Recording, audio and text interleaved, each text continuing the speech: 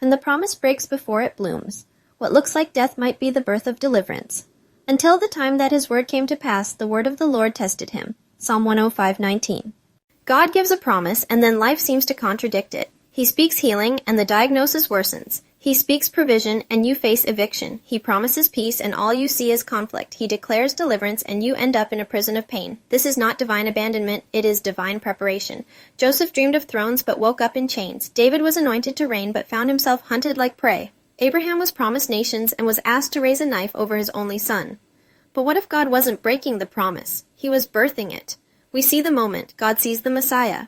We see delay, God sees design. We see pain, God sees preparation. We see death, God sees deliverance. Abraham's altar looked like loss, but heaven saw Calvary. David's caves felt like exile, but heaven saw a royal bloodline. Joseph's prison looked like abandonment, but God was training a prime minister.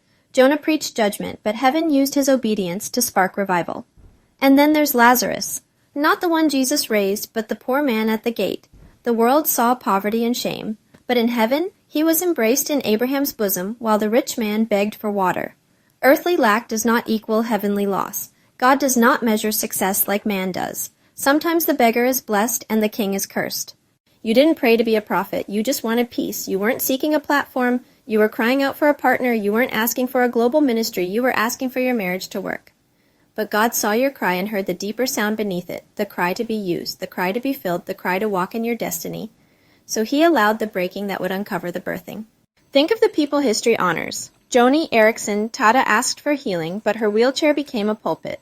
Fanny Crosby lost her sight, but gained a vision that birthed over 8,000 hymns.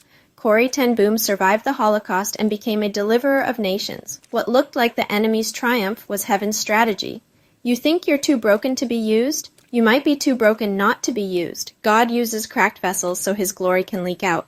David wasn't hiding. He was gestating. The anointing had already come. The oil had already flowed.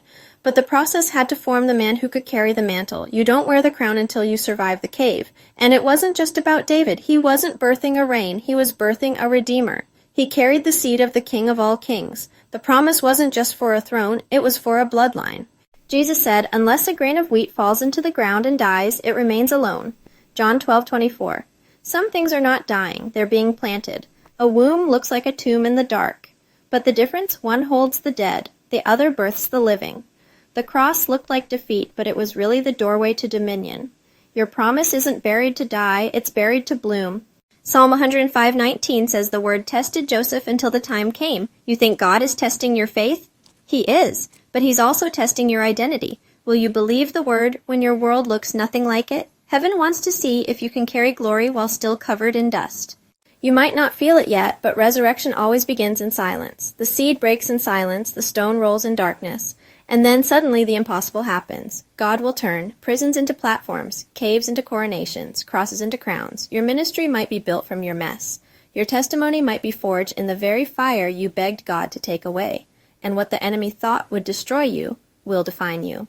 You are not the only one. You are not forgotten. You are not disqualified. You are the remnant. You are the one who survived. You are the woman who believed for restoration and found resurrection. You are the man who endured the cave and carries the crown. You are the Lazarus who looked forgotten but found eternal glory. You are the voice in the wilderness. You are the seed of revival. You are the fulfillment of the very promise you thought had died. Your greatest pain is about to produce your greatest prophetic power. If your promise feels broken, come. If your word feels buried, come. If your hope feels like it died in the cave, come. Because the Spirit of God is breathing over dry bones again. This isn't your funeral, it's your birthing room. The promise didn't die, it just got planted. And heaven is about to water it with resurrection power.